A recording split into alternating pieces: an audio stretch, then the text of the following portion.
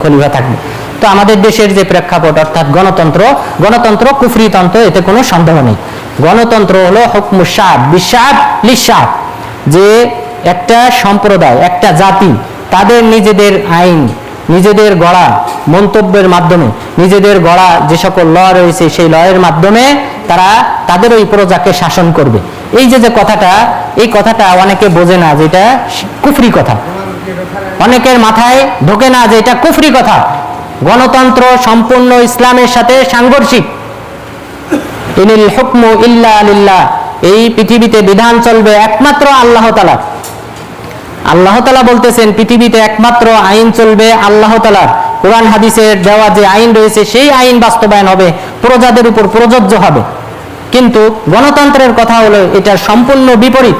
গণতন্ত্রের কথা হলো যে না, এই জনগণই আইন গড়বে এবং এই জনগণের কিছু লোক সেই আইনটা এই জনগণের উপর বাস্তবায়ন করবে। সুতরাং এটা সম্পূর্ণ সাংঘর্ষিক এবং এটার যে ফাসাদ, এটার যে ফলাফল, এই গণতন্ত্রের যে ফলাফল, এটা আপনারা সবাই দেখতেছেন।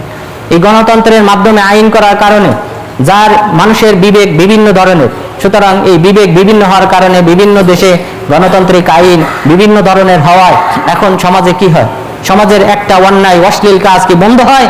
বন্ধ হয় না, বরং এই অন্যায় অশ্লীল কাজকে আরো প্রাধান্য দেওয়া হয়, সাপোর্ট করা হয়।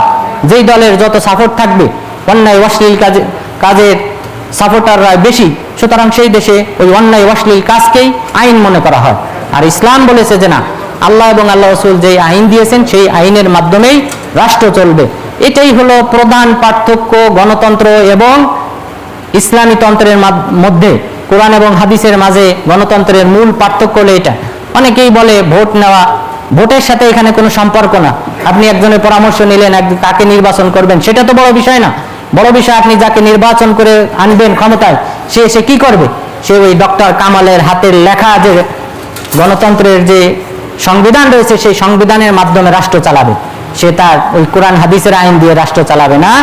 যে ব্যক্তি এই গণতন্ত্রের লেখা ব্যক্তিদের মাধ্যমে গড়া যে আইন রয়েছে সেই আইনের মাধ্যমে শপথ করে যে ব্যক্তি সংসদে যাবে, সে কিভাবে কোরআন হাদিস বাস্তবায়ন করবে? সে তো শপথ নিয়ে এসেছে যে এই সংবিধান আমি বাস্তবায়ন করব। সুতরাং আমাদেরকে বুঝতে হবে যে তাহলে এই যে দলাদলি, এটার পিছনে মূল কারণ হলো যে মুসলিমদের যে একটা দল থাকবে, ওই মুসলিম শাসক কোরআন হাদিস অনুযায়ী আইন বাস্তবায়ন করবে, আর তখন তিনি এই আইন বাস্তবায়ন করার ক্ষেত্রে আমরা তাকে সাপোর্ট করব।